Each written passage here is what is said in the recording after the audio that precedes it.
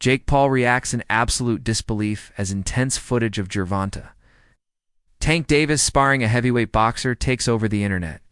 The clip shows Tank walking through massive shots and returning fire with pinpoint power, leaving everyone speechless. Jake says watching people doubt him is exactly what gives him motivation. It turns pressure into fuel. He explains that every time critics talk, it just makes the victory mean more when he proves them wrong. According to Jake, he's never trained this hard in his life. His mindset is locked in, his team is focused, and he's been visualizing this fight for years. Jake confidently declares that he's always wanted Tank, and now that it's finally happening, he's convinced that this is his moment to shock the world and prove he belongs among the elite. Stand on business and say the other person's gonna win. I like it. So when it makes it fun. When he lay your boy out, you know what I mean? He's my boy too. I love Mike. I mean, Mike will move from this side to this side without you knowing exactly at which moment. Showbiz. The adult fires back at all the critics claiming Gervonta only took this fight just about the check anymore. It's about dominance, respect, and legacy. Showbiz adds that Tank is too prideful to ever let a YouTuber turned boxer knock him out. That thought alone fuels his training with ferocity. The critics calling it a money grab are missing the mental game, the psychology of a fighter who refuses to lose face. Tank's pride and competitive nature outweigh any financial motivation. And the knockout bonus only made this fight more personal than ever. You guys told me that Gervonta Tank Davis is just taking this fight for a payday. He's just trying to get to the bag. Well, you got the fight itself, which is a payday, and you got a KO bonus on top of that, a big bonus. That's what Jake Paul said. They're gonna get a big bonus. And they got a side bet of $2 million. Let's make it two. Yeah, Jake on. Yeah. Shake on it. Jake, $1 million. $2 mil? 2 mil? 2 mil. Let's do it. 2 mil. Go get it steady. Oh, they're shaking left ear. 2 mil. There we go. Oh, my fuck. Why not get the entire bag? Whenever I got good food on my plate, I clean the plate. There is no reason to boil jump. Hold on. Because I'm going to play some Marvel Rivals. Let me get all this together.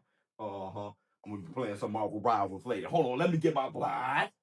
Two sugars, no cream. And yes, no cream. Because I'm fired up today.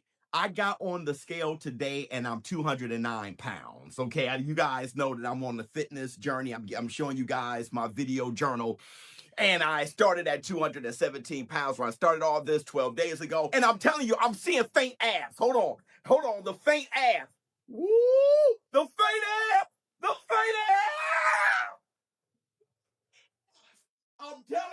I'm telling you, it'll be back. I will be back. I'm on my Terminator shit. And when I'm done, I'm going to tell you guys my secret and exactly how I did it. I'm talking about step by step, everything. I'm going to be in great shape like I was. When I turned 45 and all the gray in the beard, I was just like, it ain't over, bro.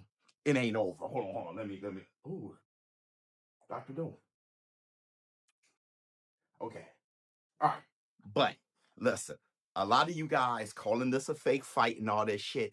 I'm going to quote one of you in the war room. I forgot. One of my show business partners said, was it Justin Hill? I forgot who it was. You guys said, you said something like, and if I misquote you, I'm sorry, but it was dope. You said something like, if this is a fake fight, it definitely has real consequences. I keep telling you guys, man, if it goes on their real record or not, whatever it is, you know what you saw. It's just like Ryan Garcia versus Devin the American Dream Haney. Devin Haney is still undefeated, but we know what we saw. You cannot erase what we saw. If Jake Paul knocks out Tank Davis, there's some real circumstances. The shit goes viral, and I'm going to lose $10,000.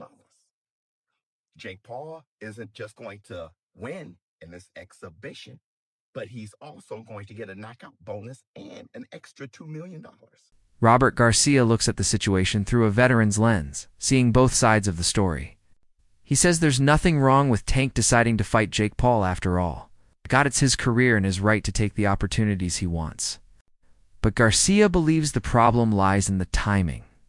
He explains that legendary fighters like Floyd Mayweather, Mike Tyson, and Manny Pacquiao didn't take crossover or exhibition style fights until they had already cemented their legacies and collected their defining victories. Tank, in his opinion, hasn't reached that stage yet. Garcia feels that Gervonta still owes fans those major legacy fights, the ones that silence critics and shape history, like clashes against Shocker Stevenson or Devin Haney. Instead, jumping into a spectacle with Jake Paul feels like skipping an important chapter in his boxing story. Garcia insists that Tank's talent is extraordinary, but fame and fortune should never come before legacy. To him, this fight looks flashy from the outside, but feels premature for a champion who still has greatness left to prove. Stop the contest before something like that, but I don't know. What's your just take on the whole thing? I'm not very interested. That doesn't excite me. I know it's going to do really good numbers. I know they're making a lot of money, which is good for them, good for Tank, because in boxing that's what everybody looks for. I think is, the good thing is they announced it as an exhibition, which is, I'm okay with it. Everybody does it. Mayweather has done it. Ali did it. The only thing, my personal opinion is Tank. They all did it when they had already accomplished so much. They already did so much. Mayweather did everything in boxing and accomplished everything. Muhammad Ali did the same, and many others that have done it. I think Tank never gave us the fights that we really wanted. Never really gave us those challenges. He never really challenged himself. He didn't give Rhodes that rematch, which he should have. Mayweather did it when he had a hard time with Maidana and Castillo. Right away, he did the rematches to prove everybody wrong, and look at what he did. He beat him clearly. So Tank should have done the same. He didn't. That I could criticize. But then at the end also, if you're making 30 to 50 million, I don't even know what he's making to fight, to have an exhibition against just Jake Paul, I would have asked, I would do the same. No one would say no to that. If I had one of my fighters get an offer to fight a big celebrity, a big YouTuber for $20-30 million, I would probably do the same. So I don't blame him. It's boxing. At the end of his career, 20 years from now, nobody's gonna care how many belts he won or who he fought. For Bernie Thaw, Boxer gives the bluntest reaction of all, calling out everyone cheering for Tank versus Isaac Pitbull Cruz. If Roach manages to beat Cruz, it completely reshapes how people view Tank's toughest opponents. That's the kind of storyline that keeps the sport alive. Bernie closes by saying that money fights fade from memory, but legacy fights define a generation, and Tank needs to remember which side of that history he wants to stand on. Rematch with Tank, and it's I kind of don't really care about the fight no more. It's starting to lose a little steam. But I'm saying, I mean, if he stops Pitbull Cruz, right? I mean, don't you think that people would want to see, Lamont and Tank more due to the fact that, Tank had a hard time with Pitbull? No, I think people just want to see Tank versus Lamont because Lamont, he had a hard time with Lamont. It's just like Devin Haney and Ryan Garcia. People just like controversy. People just like, you know what I'm saying? So people like to see finished business. They don't want to leave it unfinished. And that's what the intrigue is. They want to people want to see finished business. So, you know what I'm saying? I think that's the intrigue of the fight. And it doesn't make no sense why they taking so fucking a fight, Everybody keeps saying that Tank getting the money, but is we getting the fucking money? Is we bidding out for the fucking money? Is he gonna give us some of the money? Are we waiting on him to feed us any bit? No. I want what I want. Fuck that. I'm selfish. I'm a fan. I want to see the fucking fight. I don't want to see no fucking circus.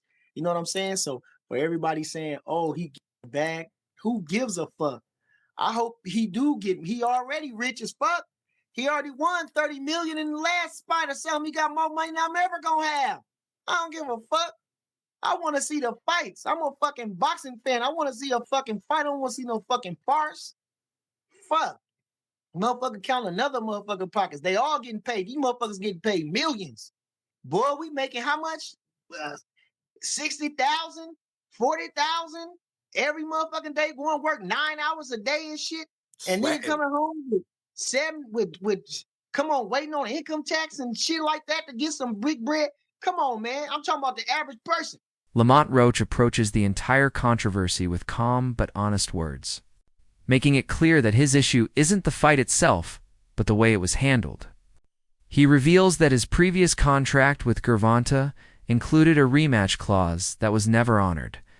Instead of reaching out or communicating professionally, Tank went silent and signed to fight Jake Paul without any warning. For Roach, that move was disappointing, not because of jealousy, but because of respect. He admits that any fighter in Tank's shoes would be tempted by a huge event like this, but says the process could have been handled with integrity. Boxing, he explains, has always been built on honor, handshake deals, and mutual respect among warriors.